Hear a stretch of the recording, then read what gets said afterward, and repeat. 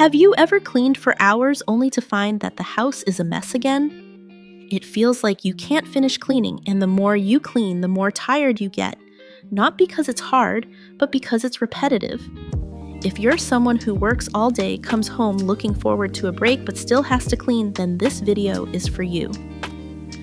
I'm going to share 10 little tricks that I've used over the years to keep my house tidy without spending a lot of time.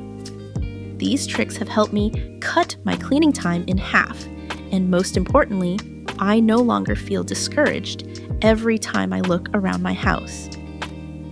Before we get started, don't forget to like and leave a comment with your biggest cleaning challenges.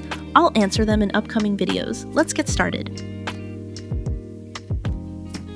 Letting go of just in case. Have you noticed that the house is always full of things, but 80% of them are never used? Old chargers that you can't remember what device they're used for, shirts that have been too tight for a long time but are still kept in the hope that maybe they'll fit again. Those reserved items are almost never touched. They just take up space, collect dust, and make you spend time cleaning up meaningless things. However, we can't bear to throw them away because we're afraid that one day we'll need them. And so the house gets fuller and fuller, and the cleaning never gets done. The way to get out of this vicious cycle is to be honest with yourself. When was the last time I used this item?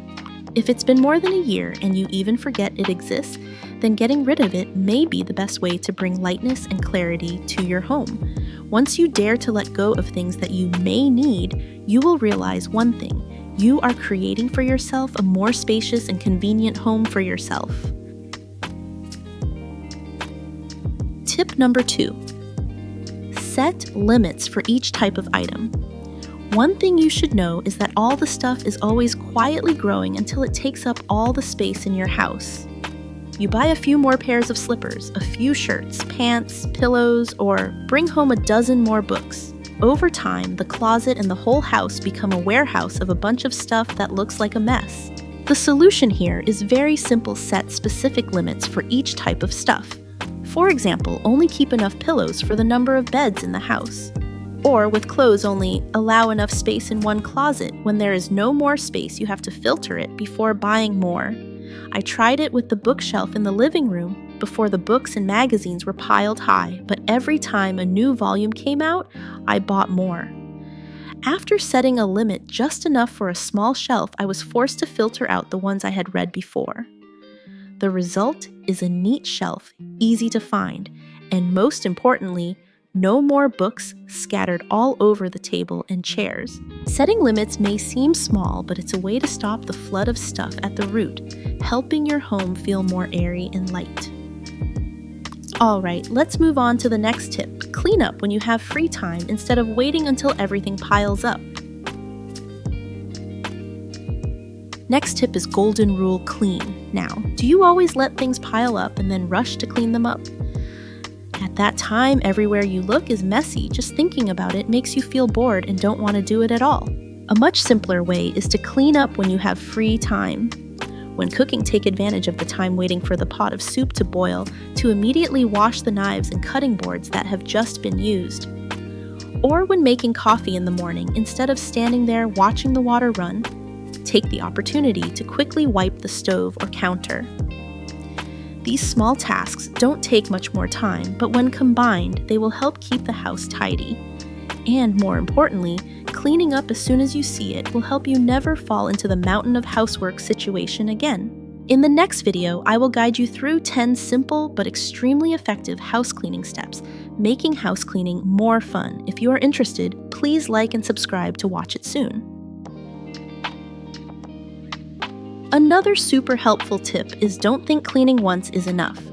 For areas with lots of stuff, but few people, such as garages, many people often think that once they have finished cleaning, they are done. But the truth is that stuff always has a way of sneaking back in, and in no time, the cleaned space will become a mess again. The solution here is to periodically go back to the areas that have been cleaned to check again. You don't need to do it continuously, just once every 6 months or 1 year. Each time you go back, you will be surprised to discover many new leftovers that have crept in and covered in dust.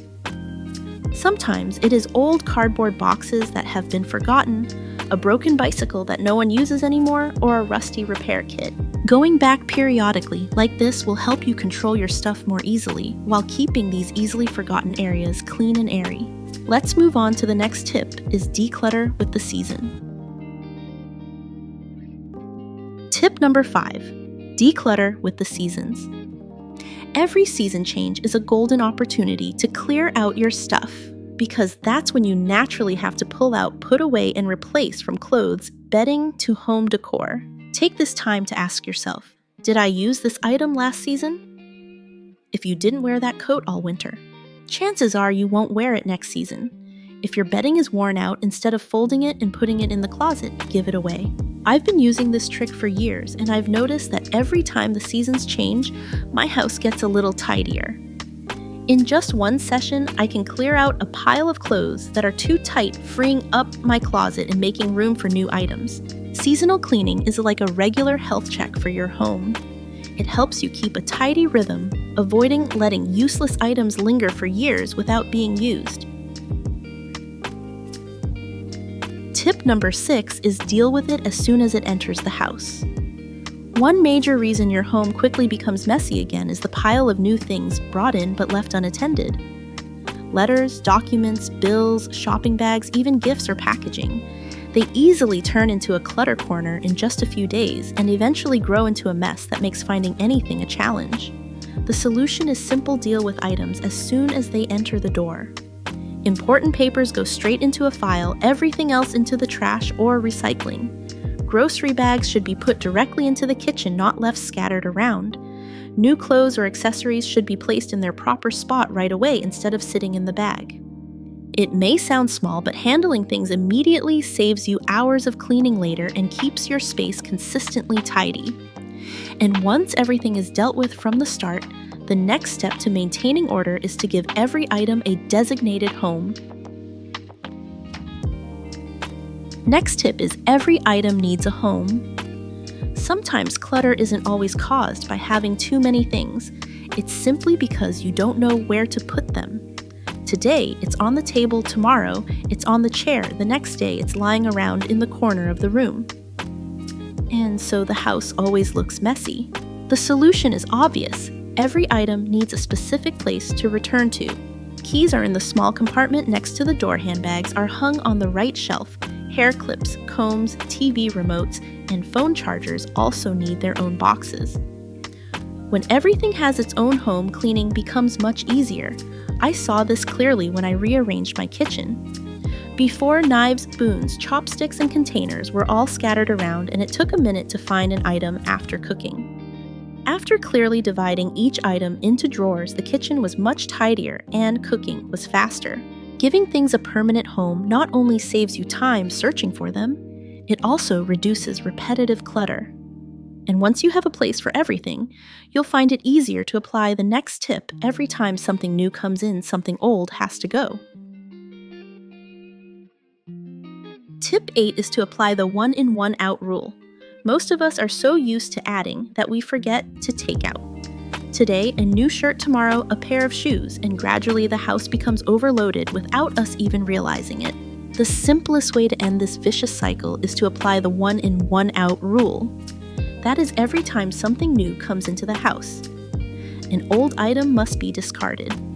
If you buy a new shirt, choose an old shirt that you rarely wear to donate or throw away. If you bring home a new book, get rid of a book that you have already read. I started applying this rule to my wardrobe. Before, my wardrobe was always full, but every morning I complained, I have nothing to wear. Since practicing the 1 in 1 out rule, I have to think carefully before shopping and only keep what is really useful. The result? A cleaner closet easier to choose from, and clothes I actually wear.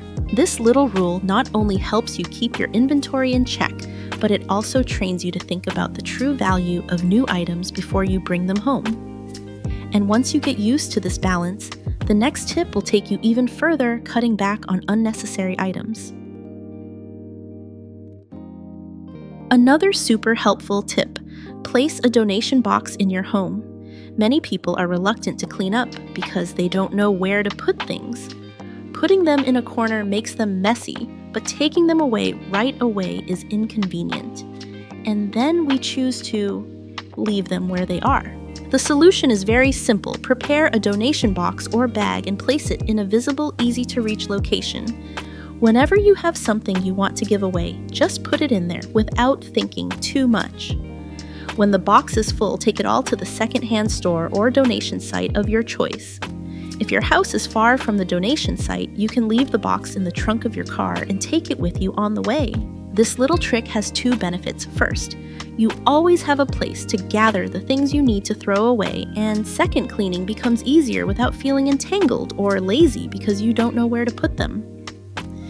Now let's go to the next tip that will help you maintain long-term tidiness. Tip number 10 is to plan your cleaning.